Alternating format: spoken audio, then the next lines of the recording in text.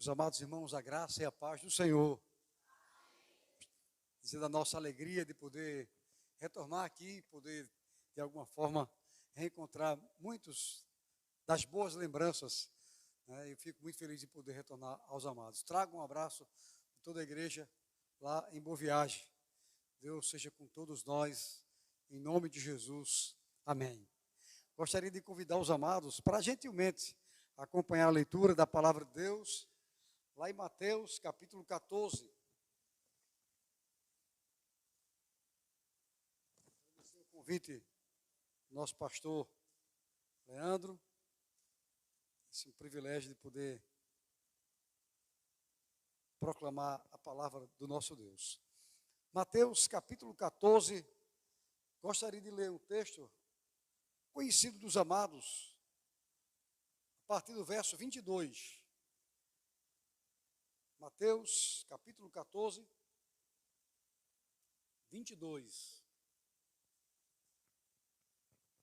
A palavra de Deus assim nos diz: logo a seguir, compeliu Jesus os discípulos a embarcar e passar diante dele para o outro lado, enquanto ele despedia as multidões.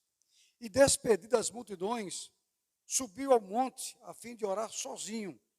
E caindo a tarde, lá estava ele, só. Entretanto, o barco já estava longe, a muitos estádios da terra, açoitado pelas ondas, porque o vento era contrário. Na quarta vigília da noite, foi Jesus ter com eles, andando por sobre as águas, andando sobre o mar.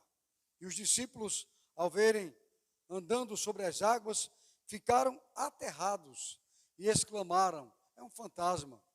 E tomados de medo, gritaram. Mas Jesus imediatamente lhes disse: tende bom ânimo, sou eu, não temais. Respondeu-lhe Pedro, disse: se és tu, Senhor, manda-me ter contigo por sobre as águas. E ele disse: vem. E Pedro, descendo do barco, andou sobre as águas e foi ter com Jesus. Reparando, porém, na força do vento, teve medo e, começando a submergir, gritou: salva-me, Senhor.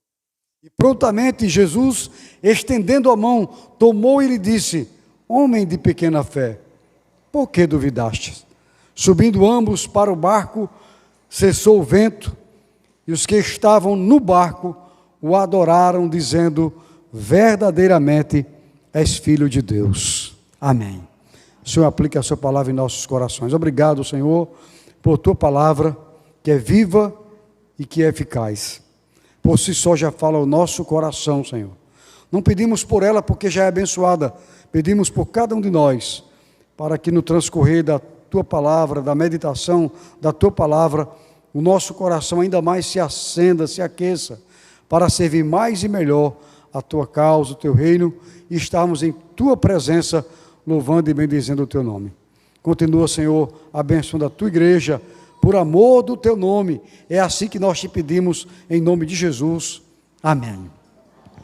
Meus amados, sei que o texto que acabamos de ler com os amados irmãos, é um texto muito conhecido, né?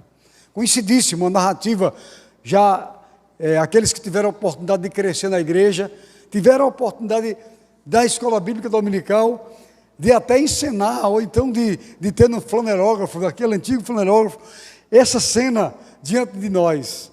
É uma passagem realmente familiar, e espero em Deus, irmãos, porque geralmente a familiaridade gera desprezo. A gente acha que por conhecer demais uma passagem, ela não tem algo a acrescentar ao nosso coração. Pelo contrário, todas as vezes que nós vamos até a palavra, nós temos algo para trazer ao nosso coração, a nossa vida, de tal forma que a nossa vida é despertada para servir ao Senhor. Ao ler o texto, meus amados, eu fui despertado para observar dos mais diversos temas que o texto nos propõe em tratar com os amados irmãos acerca da caminhada cristã. Caminhada cristã.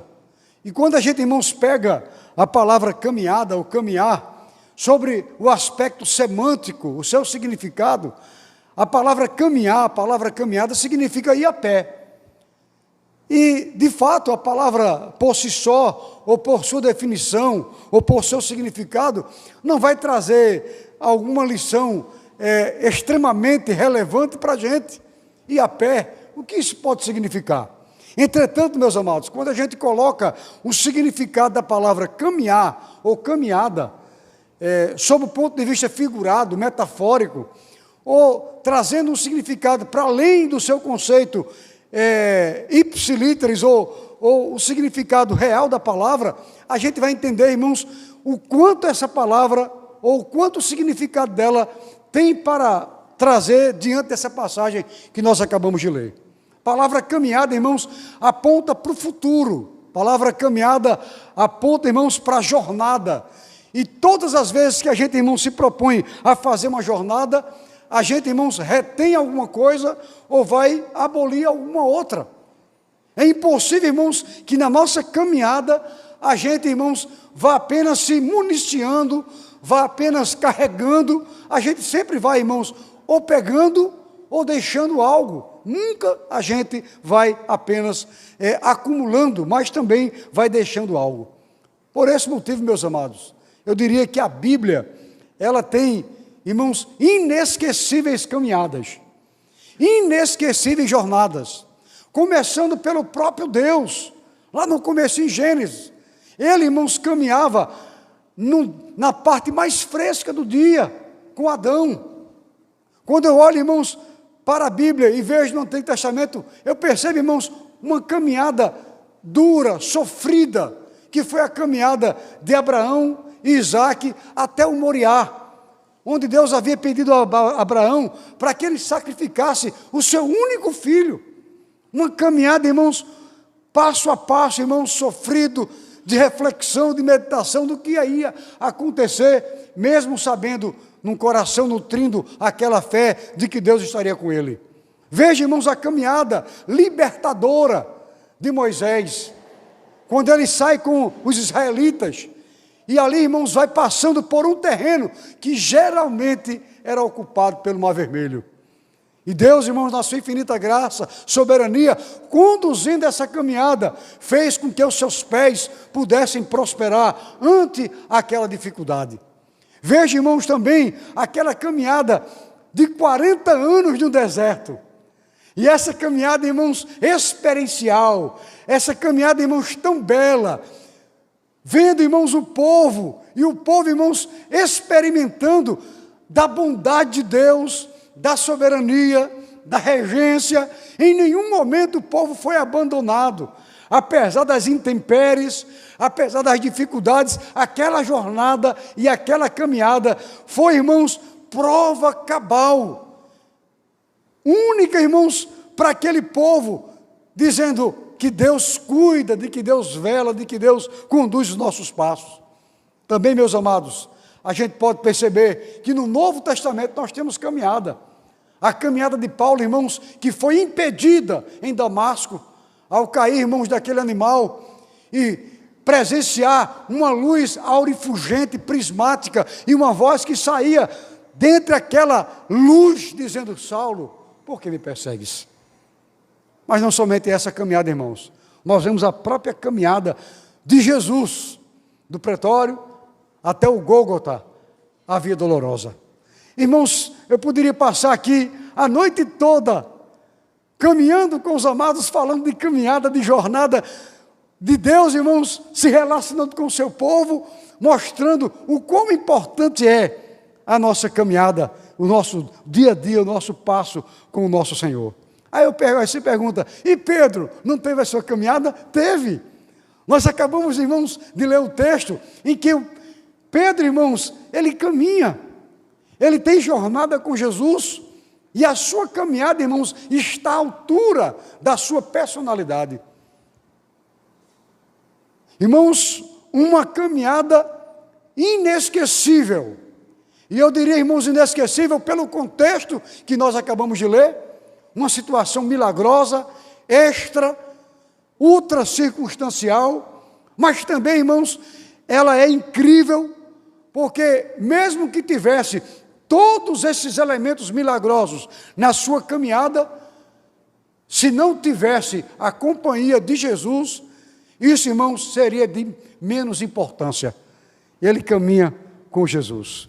E aqui o texto, meus amados, é bem claro e por si só já nos traz lições preciosas. Se não vejamos, Pedro, irmãos, pega os seus amigos, os discípulos, e vai, irmãos, entra no barco para atravessar, irmãos, o mar da Galileia, também chamado de mar de Tiberíades, ou lago de Genezaré. E por que é chamado de mar da Galileia? Na realidade não era mar, era um lago, mas com 166 quilômetros quadrados, irmãos, águas caudalosas, um rio extremamente extenso. Evidentemente, quando a gente olha numa situação dessa, a gente tende a colocar uma hipérbole, um exagero, e dizer que o lago de Genezaré é de fato o mar da Galileia. E eles, irmãos, iriam atravessar o mar da Galileia, e a gente vê aqui no versículo 23, que Jesus, eles vão sozinhos, e Jesus fica. Qual é a intenção de Jesus? De orar. Primeira situação que eu vejo de imediato para a nossa vida é o quanto Jesus tem esses momentos repetidamente nos evangelhos, demonstrando, meus amados, que a centralidade do ministério de Jesus não era operar milagres. A centralidade de Jesus não era nem mesmo fazer a proclamação. A centralidade de Jesus não era nem mesmo, irmãos, está entre eles. A centralidade do ministério de Cristo era estar com o Pai. Como deve ser a nossa vida. Porque a partir do momento, irmãos, em que nós estamos com o Pai, todas as outras coisas são consequências dessa intimidade e dessa proximidade com Deus. Irmãos, nosso ativismo, a nossa forma de fazer qualquer outra coisa, tudo dependerá da nossa proximidade com aquele que nos chamou das trevas para o reino do Filho do seu amor. Nós não temos, irmãos, outra prioridade da nossa vida, até porque a palavra prioridade deve ser sempre utilizada no singular. Nós não temos prioridades, nós temos prioridade. E o que é prioridade? É aquilo que vem primeiro. A primeira coisa da nossa vida é estar com Deus, é estar com Jesus, é estar diante dEle. Todas as outras coisas devem ser consequência, reverberação dessa proximidade com o nosso Deus, com o nosso Pai. E Jesus, irmãos, nos dá uma lição preciosíssima. Ele se ausenta, despede a multidão para estar com o Pai, para orar ao Senhor. Pois bem, meus amados, versículo 22 nos dá conta que Pedro, irmãos, então vai, e foi sob a ordem de Jesus, o comando de Jesus, porque no versículo 22 diz o texto que Jesus compeliu os discípulos para que entrassem no barco e atravessassem o mar da Galileia. A palavra, irmãos, compeliu aqui, é uma palavra, irmãos, bastante enfática, porque a palavra compelir significa praticamente obrigar. Jesus, irmãos, constrangeu, Jesus ordenou que os discípulos atravessassem. Vocês vão na frente. De tal forma, irmãos, parecia que Jesus estava empurrando os discípulos para que eles atravessassem o mar da Galileia. Agora, irmãos, para Pedro, que é o personagem que aqui está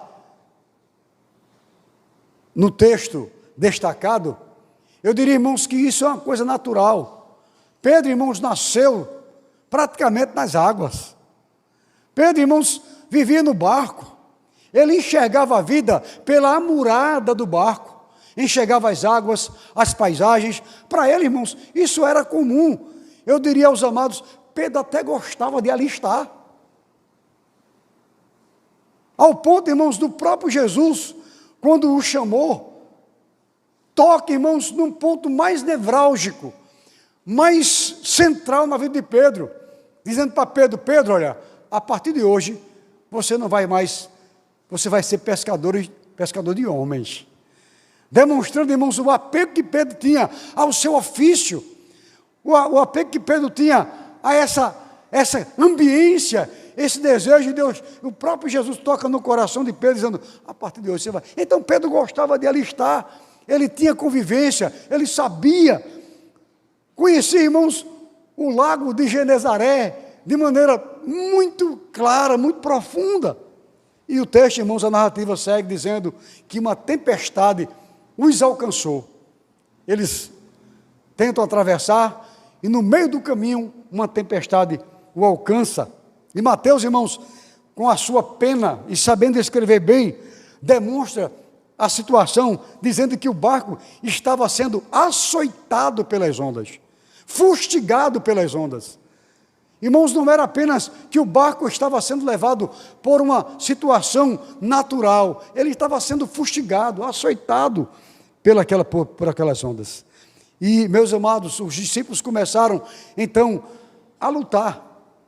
Passaram, irmãos, horas, tentando, irmãos, de alguma forma, escapar daquela situação. E eu digo aos amados, pelo texto que nós acabamos de ler, por inferência, eu diria aos amados, que o máximo que os discípulos fizeram foi não deixar o barco virar. Foi a única situação que eles conseguiram fazer. E passado as horas, 3 horas da madrugada, o texto nos diz a 4ª vigília da noite, porque assim os romanos dividiam o tempo naquela época em 4 partes, e na 4ª vigília da noite, depois das 3 da madrugada, depois de lutar tanto, meus amados, versículo 26, olha, irmãos, antes de acontecer aquela visão, os discípulos tiveram, irmãos, aquilo que eu chamo o encontro do desespero com a agonia. Eu não sei se os irmãos já passaram por situações como essa, se a sua vida já passou alguma intempérie, alguma situação em que o desespero se junta com a agonia. E o que é desespero, irmãos? Desespero é o estado da consciência em avaliar a situação como sem saída. Você conhece todos os meios, conhece todas as situações que você pode fazer para sair daquela situação, e você entende que todos os recursos que você se utilizou para resolver o problema não vai mais conseguir lograr êxito. O nome disso é desespero. É quando há consciência real de que tudo que você tentou fazer não vai mais trazer sucesso para aquela situação. Os discípulos, irmãos, jogaram a toalha, disseram, não há mais solução, bateu o desespero e a agonia. Aí no versículo 26, irmãos, os discípulos viram um vulto, alguém, irmãos, vindo na direção do barco, caminhando, andando por sobre as águas. Meus amados, o lógico, numa hora dessa, é a razão entrar em curto. Você, irmãos, numa situação como essa, você vê uma pessoa vindo, andando por sobre as águas, a mente, irmãos, entra em curto. E o que é um curto? Eu não sou muito da área elétrica, mas eu diria, irmãos, de uma definição rasteira. É quando uma resistência elétrica de um circuito pequeno recebe, irmãos, uma corrente de intensidade maior do que ela pode suportar. Aí dá o curto. Irmãos, nenhum pescador, o mais criativo, o mais imaginativo, poderia, irmãos, passar na sua mente uma situação como essa. De ver alguém, irmãos, na sua direção, em pleno desespero e agonia, alguém, irmãos, andando por sobre as águas. Qual é a reação, irmãos? Primeira, eles começam a gritar. Gritando, irmãos, desesperadamente. Eu costumo dizer, digo à minha esposa, homem quando vem gritar é porque o negócio já está bem. Quando está assustado é porque o negócio está... Perdeu toda a situação, porque homem não sabe, eu costumo dizer que homem não sabe gritar. É um desespero, é um alvoroço muito grande. E, portanto, irmãos, os discípulos que estavam no barco começaram a gritar de maneira desesperada. O texto nos dá conta, de maneira tão clara, uma descrição dizendo que eles ficaram aterrados. Irmãos, é como se houvesse um buraco, e eles conseguissem se enfiar dentro, de tal forma que eles ficaram perplexo, não existe uma situação como essa. O Evangelho de Marcos, que é o Evangelho sinótico, ou seja, que vê e que escreve a mesma situação de uma perspectiva diferente.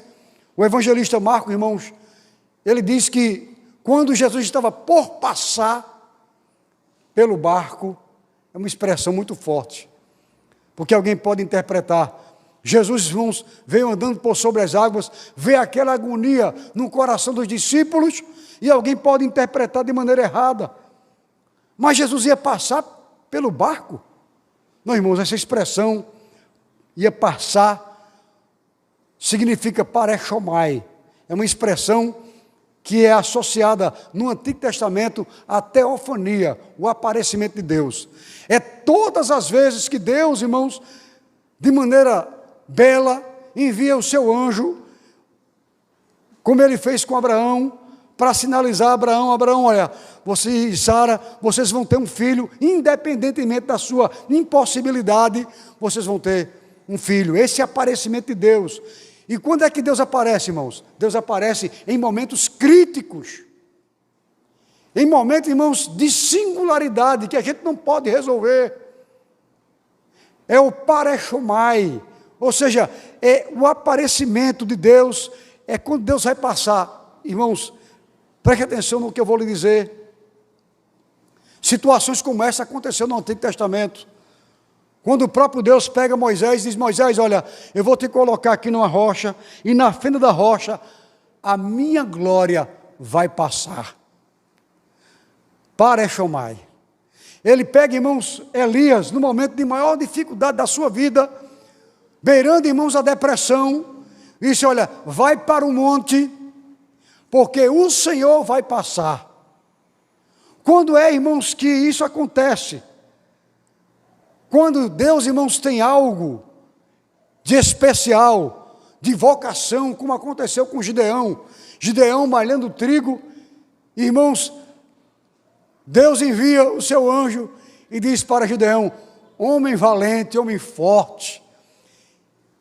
Jesus, irmãos, não ia passar e a desprezo, e desprezando, sem empaticamente estar envolvido com a dor e o desespero dos discípulos.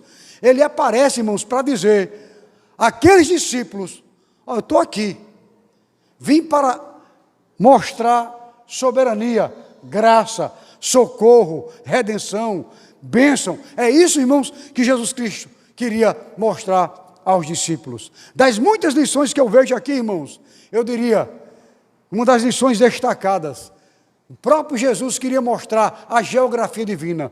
E que geografia divina é essa, pastor? O limite humano é o lugar, geralmente, que Deus escolhe para encontrar-se com o ser humano. A gente, irmãos, se eleva na nossa arrogância, no nosso orgulho, na nossa soberba, no nosso conhecimento. Sabe, irmãos, qual é o lugar que Deus, irmãos, nos encontra? É no limite humano. Pedro, irmãos, era pescador experiente. Aqueles que estavam no barco conheciam muito bem o lago de Genezaré. Mas, irmãos, aquela tempestade pedagógica, ensinadora, estava ali sendo posta por ordem do próprio Jesus, em que eles atravessassem, para mostrar, irmãos, o limite nosso. Até onde nós podemos ir. E quando a gente não consegue, irmãos, esse é exatamente o lugar que Deus prova a sua regência, a sua soberania e a sua graça sobre nós. Portanto, meus amados, eu gostaria de, baseado nessa narrativa, nessa passagem tão bela, de trazer algumas lições para a nossa vida. A primeira lição que eu vejo, meus amados, é que a vida, ela só vale a pena quando é uma vida de obediência. Vida, irmãos, só vale a pena quando é vida de obediência. É essa a única vida, irmãos, que vale a pena. Obediência a quem? Obediência a Deus. Mateus, irmãos, faz um destaque tão belo. No versículo 28, Pedro, irmãos, diz assim, se és tu, manda-me. Que palavra bela, irmãos. Se és tu, manda-me. Eu estou falando de Pedro, irmãos. Pedro, irmãos, a pessoa da iniciativa.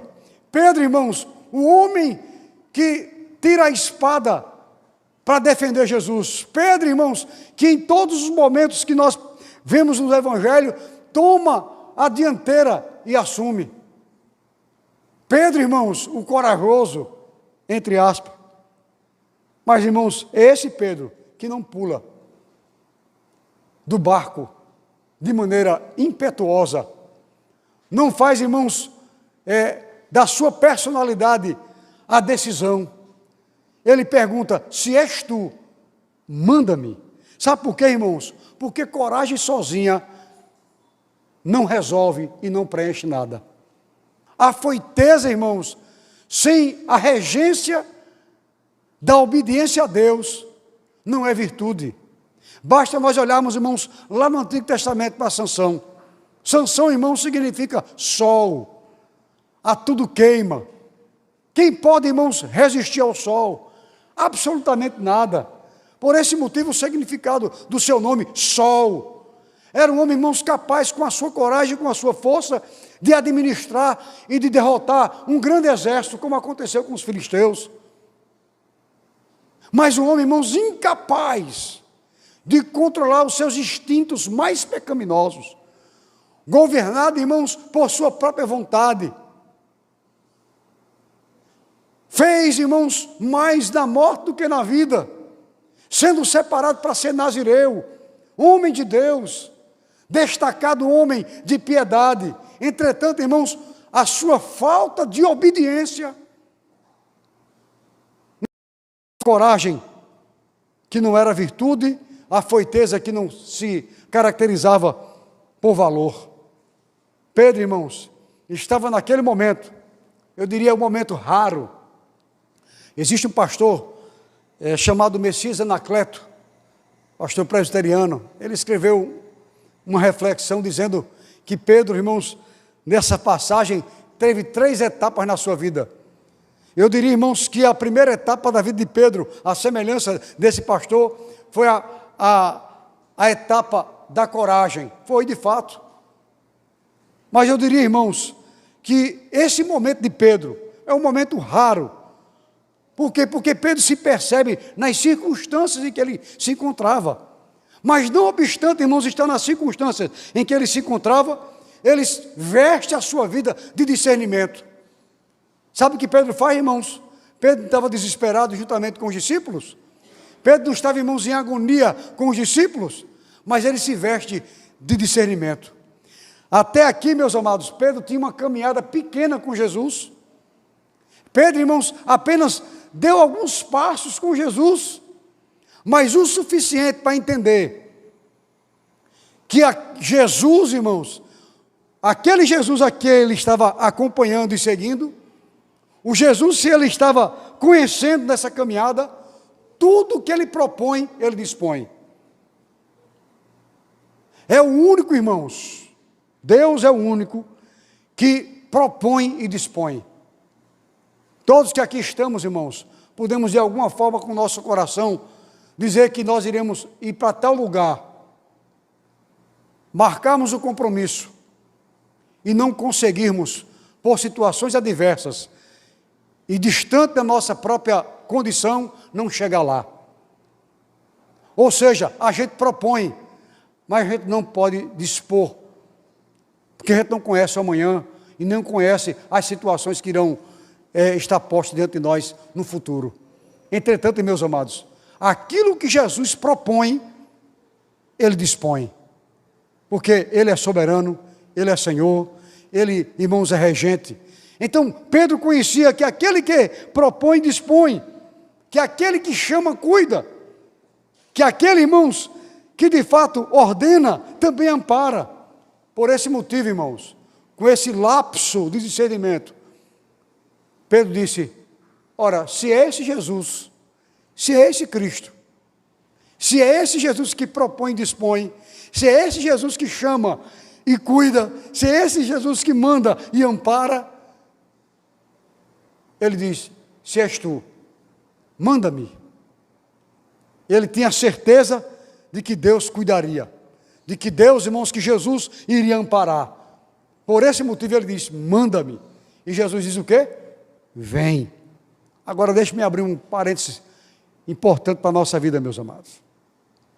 Porque até parece uma mensagem triunfalista. Até parece, irmãos, que quando a gente obedece a Deus, Ele tem a obrigação de nos abençoar. Deus, irmãos, não está preso a absolutamente ninguém nem a nada. Ele é autorregente, ele é soberano. E, portanto, meus amados, se eu lhe dizer, o fato de nós obedecermos a Deus não nos dá uma pólice de seguro contra as adversidades. Você e eu, nós estamos sujeitos às tempestades, às intempéries, às ondas, aos problemas, às enfermidades, às crises. O que nós temos por garantia é que em meio a tudo isso, o Senhor vai cuidar de cada um de nós. Nós temos, irmãos, a garantia de que Deus, irmãos, estará com as suas mãos estendidas sobre a nossa vida. Conforme Ele mesmo prometeu em Mateus 28, estarei convosco todos os dias, até a consumação dos séculos. Portanto, meus amados, essa é a garantia que nós temos. Martinho Lutero, o nome da reforma protestante, ele disse, eu não sei por quais caminhos o Senhor vai me conduzir para caminhar. Eu não sei, mas eu conheço muito bem o meu guia. Ele sabia, irmãos, que Deus, o próprio Jesus, estaria com as suas mãos estendidas. Então, para Pedro, irmãos, era determinante Jesus ordenar. Por isso ele disse, se és tu, manda-me. Se és tu, eu quero ir, mas manda-me. Porque para Pedro, irmãos, era indiferente ficar dentro ou fora do barco, conquanto que o próprio Cristo, que ali estava dentro dele, o ordenasse. Por esse motivo, meus amados, eu lhe digo, sabe qual é a vida que vale a pena? É a vida, irmãos, restrita à obediência a Jesus. É a vida, irmãos, restrita a obedecermos a Cristo. É a obediência, irmãos, que conduz, que é os pés da nossa alegria. Não vejo, irmãos, nenhum contentamento de ter uma vida distante dessa obediência. Segunda lição, irmãos, que eu vejo, eu diria sem medo de errar, nem sempre, irmãos, a vida vai se comportar como a gente planejou. Nem sempre a vida vai se comportar rigorosamente como a gente planejou. Não vai, irmãos. A minha vida, irmãos, passei a minha vida toda planejando. Eu sou uma pessoa muito circunspecta, gosto muito de pensar, gosto muito de meditar. Eu fui um jovem, irmãos, que pensava muito, e talvez diz que quem pensa muito não realiza muito. E eu pensava muito. Eu sou de uma família muito numerosa. A minha mãe teve 18 filhos, né? 14 estão vivos. E com tantas situações na minha casa, de recursos escassos, eu sempre ficava pensando, rapaz, eu vou projetar minha vida para ser um doutor. Né? E aí eu projetava, mas como é que você vai ser doutor no interior, irmãos? Naquela época, década de 70, de 80, onde os recursos eram escassos, onde você olhava para si, nem geladeira, nem fogão a gás a gente tinha. Tudo era feito, irmãos. Pense, irmãos, numa possibilidade. A gente projeta a vida. Vai projetando a vida, irmãos, e as coisas, a gente vai tentando de alguma forma projetar a nossa existência. Algum pensador chegou a afirmar, a gente faz planos e Deus ri. Porque geralmente a gente faz isso, vou fazer isso, vou fazer aquilo, e a gente esquece das próprias palavras de Tiago. Não diga, vou para ali, vou fazer aquilo. É se Deus quiser, farei isso ou aquilo. Porque a vida não se comporta, irmãos, como a gente projeta. Passados os tempos, irmãos, viemos para cá, para Recife. Irmãos, tanta gente. E minha mãe, o maior sonho era esse, que a gente fosse doutor O único doutor que teve na nossa família foi um do meu irmão, que foi doutor veterinário. Não conseguiu chegar a ser doutor como ela queria, mas recebeu a alcunha de doutor, né, cuidar de veterinário. Meus irmãos, como eu me realizo? Os projetos de Deus para a nossa vida são tão distintos muitas vezes. Me realizo, irmãos, em estar proclamando a sua palavra, planificado, irmãos, ao expor a sua mensagem, a anunciar o evangelho, até, irmãos, o brilho nos olhos, ao ponto, irmãos, de dizer que o que importa para mim hoje é proclamar a Cristo e esse crucificado. Talvez, irmãos, a minha realização não fosse tão grande dentro desse contexto, como a minha mãe ou eu tivesse projetado para a minha vida. Quanto agora, irmãos, ser feliz, estar, irmãos, realizado, proclamando o evangelho que transforma e que liberta. Fui para outro caminho, irmãos, completamente outro, na área, irmãos, corporativa, administrativa. Fui para a sala de aula, dar aula, na área de administração, mas também realizado por Deus ter conduzido o meu caminho. Quando eu vejo essa passagem, irmãos, eu noto isso. Os discípulos, irmãos, talvez naquela época não tivesse um diário de bordo. Nós iremos sair daqui e iremos passar tantos minutos na metade do lago de Genezaré, e em tal hora nós iremos atravessar. Ora, poderia ter sido o plano dele, só apenas conjecturando o que eles podiam pensar. Não esperava, irmãos, que no meio do caminho fosse tolhido, fosse pego por uma tempestade. Fazendo, irmãos, uma transposição didática para a nossa vida. A gente, às vezes, irmãos, vive uma situação que a gente planejou tanto, desejou tanto, no meio do caminho, irmãos, parece que as circunstâncias nos levaram para completamente outro lugar, outra situação. Meus amados, Pedro estava nessa situação, em que a realidade do seu momento prevaleceu. Pedro, irmãos, ouve a voz de Jesus dizendo, vem, e ele vai. Agora, deixe-me dizer, irmãos, Pedro estava diante de uma situação inédita na história da humanidade. Pela primeira vez na história da humanidade, um homem comum estava andando por sobre as águas. Jesus vem. E o texto no versículo 30, irmãos, nos dá conta que Pedro, irmãos, começa a fazer a sua caminhada para Jesus. Mas o versículo 30 nos diz que ele, reparando, porém, na força do vento, teve medo. Ou seja, quando ele viu a realidade que se instalando, todo o seu foco de atenção foi voltado para aquela dificuldade. A nossa vida também é assim, irmãos.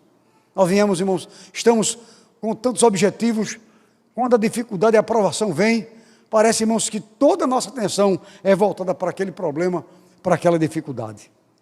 Não deu tempo para Pedro, irmãos, ensaiar como é que ele iria fazer, administrar, como a gente chama no meio corporativo, os riscos de andar por sobre as águas. Ele foi. E quando ele observa, irmãos, o vento, a tempestade, olha, a tempestade é essa que ele não conseguia administrar, ele começa então a afundar. Ora, meus amados, diria com muita clareza, Pedro, irmãos, em vez de olhar para a batuta, para o regente da ópera, para aquele que é soberano, irmãos, ele olha para a tempestade, para as dificuldades, para as provações. E eu não tiro, irmãos, e não digo que Pedro é diferente da minha vida e da nossa vida. Porque assim a gente se comporta. Muitas vezes, irmãos, a dificuldade é tanta, as provações, os desafios são tantos, que parece que a nossa atenção se volta mais para a dificuldade do que para aquele que tem nas mãos o controle da história e da nossa vida. A prova disso, irmãos, é que a igreja vem rompendo gerações, passando séculos, e a igreja, irmãos de Cristo, se mantém em pé, mesmo diante das dificuldades, das provações, de tantas investidas contra ela, aonde é que está a igreja, irmãos? Sobranceira, caminhando para o alvo, em direção a Cristo, mostrando, irmãos, que quem tem o controle nas mãos é o Senhor. Pedro, irmãos, de fato, começa a olhar para a tempestade e não olha para Jesus. Eu lhe digo, sem medo de errar, o que acontece com pessoas que assim se comportam, é apenas ganhar antecipadamente o diploma de desesperado. A gente precisa, irmãos, pedir graça a Deus, para que Ele encha o nosso coração de plena confiança nele. Eu digo, irmãos, sempre digo, nenhuma situação na nossa vida que a gente vai passar, ou que a gente está passando, sombreia o poder de Jesus na nossa vida. Nenhuma situação que você está passando, ou que venha passar, vai colocar uma nuvem, ou vai colocar fumaça, ou vai sombrear o poder de Jesus na nossa vida. O testemunho claro disso, irmãos, se encontra em João capítulo 11, quando Jesus estava pregando em uma outra localidade, e chega um mensageiro da parte da família de Marta e Maria, dizendo que o amigo de Jesus estava doente, prestes a morrer. Jesus olha para aquele mensageiro e diz que vai depois, adiante, para aquela cidade. Passa mais 2 dias pregando aonde estava. E quando ele decide ir para onde Lázaro estava doente, Judéia, o próprio Tomé, irmãos, junta o corpo dos discípulos e diz, olha, vamos seguir o mestre, porque ele está indo justamente para o lugar onde as pessoas querem o matar. Então é melhor a gente ir com ele, porque a gente morre junto. Mostrando, irmãos, a impossibilidade, mostrando a dificuldade. E Jesus disse, vamos lá na casa de Lázaro, falar com Marta e Maria, porque eu vou acordá-lo do seu sono. E chegando lá, irmãos, Marta e Maria parece já ter ensaiado um jogral, dizendo, Jesus, se tu estiveres aqui, meu irmão não teria morrido. Jesus olha para ela e diz, vamos acordá-lo. Eu disse, eu sei. Ela disse, eu sei que ele há de ressuscitar no último dia.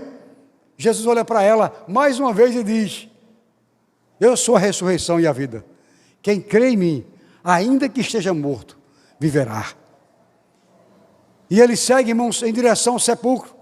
E os curiosos, aqueles que ali estavam, bem como Marta e Maria, foram junto de Jesus. E Jesus, irmãos, disse para as irmãs, tirai a pedra. E elas disseram o quê? Mas Jesus, já faz 4 dias, cheira mal. Tentando, irmãos, trazer argumentação.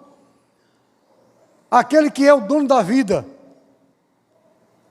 Apenas eu disse, tirai a pedra. E quando tirou, irmãos, a mesma expressão utilizada para Pedro, Jesus, irmãos, utiliza para Lázaro.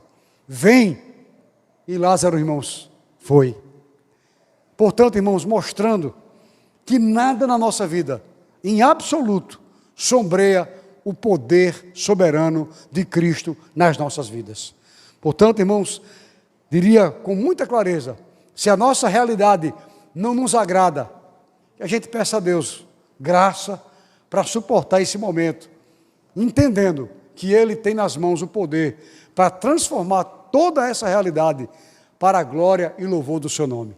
Ele tem algo para nos ensinar em tudo aquilo que nós estamos vivenciando. E finalmente, meus amados, eu diria que essa passagem traz uma lição das muitas lições que nós podemos tirar, que a vida, irmãos, ela ganha sentido, a vida ganha significado. Eu diria mais, irmãos, a vida ganha significância. Quando, irmãos, a gente aprofunda o nosso relacionamento com Jesus. Quando a gente, irmãos, aprofunda o nosso relacionamento com Jesus. Deixe-me dizer uma coisa aos amados. Aquela caminhada de Pedro, mesmo que pequena, aquela jornada pequena de Pedro não era apenas, irmãos, para demonstrar uma impossibilidade aos discípulos. Jesus, irmãos, não queria apenas demonstrar uma impossibilidade aos discípulos. Por que impossibilidade? Eu diria aos amados, porque andar sobre as águas, irmãos, é um milagre. Não há, irmãos, de maneira natural, como alguém, irmãos, andar sem cisalhar a água. Ou seja, não há possibilidade de uma pessoa em pé caminhar sem afundar. Mas Jesus, irmão, não queria fazer essa demonstração apoteótica aos discípulos, não, irmão. Somente isso, não. O que Jesus queria fazer, irmãos, de fato, era dar a Pedro a oportunidade de Pedro conhecer melhor a Jesus. Era dizer a Pedro: Pedro, agora você vai aprender e vai descortinar e aprofundar quem sou eu na sua vida.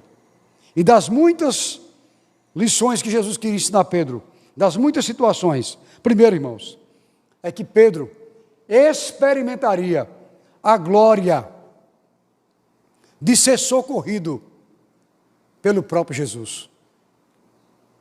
Pedro, irmãos, teria a oportunidade, a glória, presenciaria a glória de ser socorrido pelo próprio Jesus. Não sei quantos amados irmãos podem imaginar, mas eu imagino, eu sempre costumo ter lembranças muito afetivas da minha família, e a minha mãe cuidou muito bem dos seus filhos, apesar dos recursos muito restritos. E, meus amados, eu lhe confesso, não foram poucas as vezes que, ao chorar, Deus, irmãos, na sua infinita graça, utiliza a minha mãe para enxugar minhas lágrimas, para colocar, irmãos, a sua mão tão calejada da roça no meu rosto e me acalentar. Oh, meus amados, eu digo isso porque o único amor que é superado pelo amor de mãe é o amor divino. É esse o extremo que o próprio Isaías utiliza. Se porventura uma mãe vier abandonar o seu filho, contudo o Senhor não nos abandona. Irmãos, que privilégio, acima de qualquer pessoa que possa lhe socorrer, lhe estender a mão, é ser socorrido por Jesus. Pedro, irmãos, teve esse privilégio de ser socorrido por Jesus.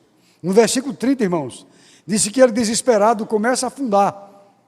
E Pedro, irmãos, pasmem os amados irmãos, Pedro faz a menor oração no Novo Testamento.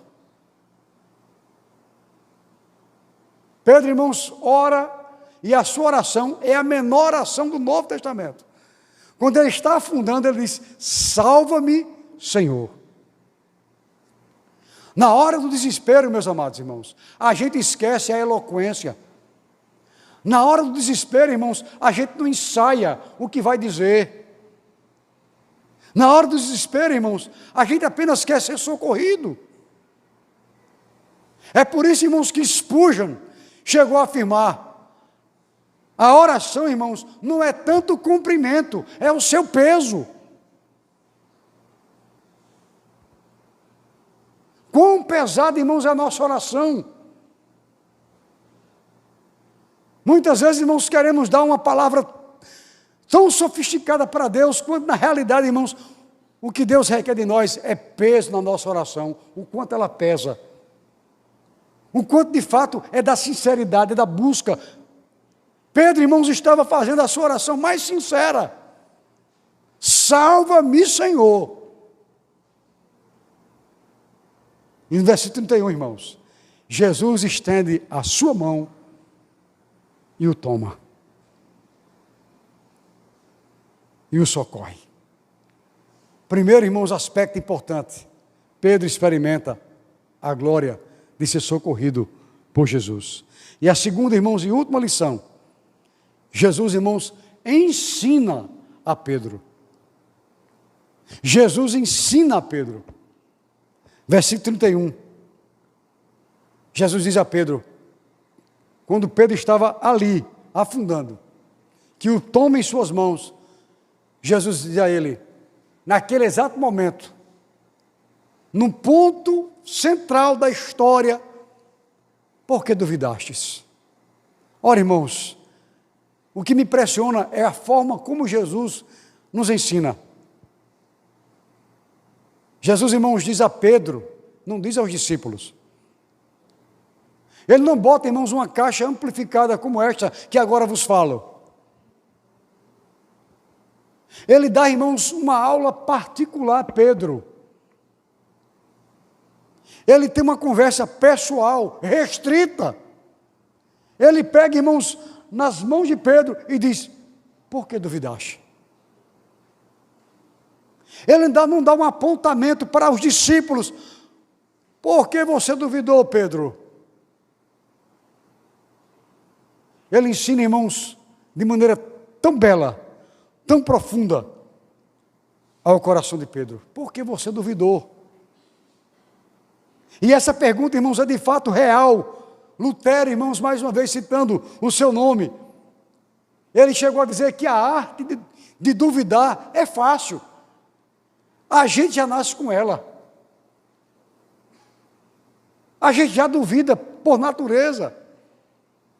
E Pedro, irmãos, coloca em seu coração tamanha repreensão, tamanho ensinamento.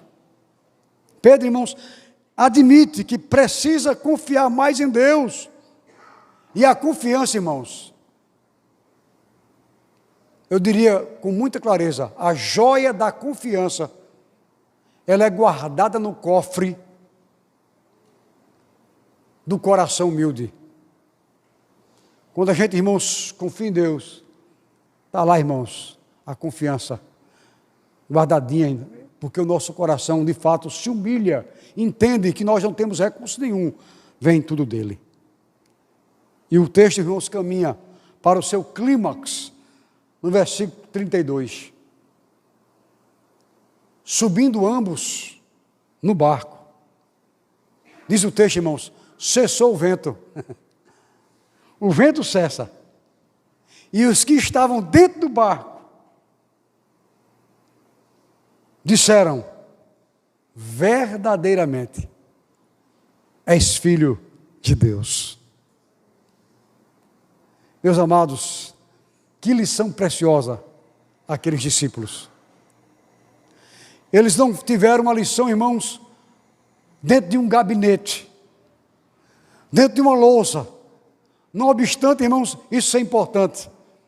Eles tiveram, irmãos, na prática, um ensinamento, irmãos, que levaram para a sua vida. Mostrando, irmãos, como o discipulado, ele é prático na nossa existência.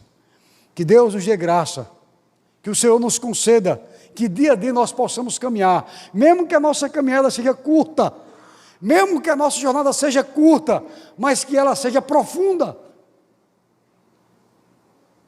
E que a gente peça a Deus graça, para que no transcorrer dessa jornada, nós possamos depositar em Cristo, em Jesus, toda a nossa confiança, toda a nossa fé. A Ele a glória para sempre. Amém. Obrigado, Senhor, por esta noite. Obrigado, Deus, por Tua palavra, que é viva e eficaz. Que dia a dia o Senhor nos conceda graça para caminharmos, ó Deus, contigo, confiando na Tua soberania, na Tua regência. Tu tens nas Tuas mãos a nossa história, Senhor.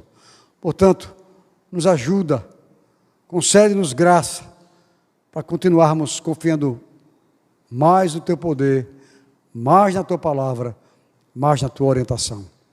Nos abençoa, continua abençoando a Tua igreja, por amor do Teu nome, Em nome de Jesus. Amém.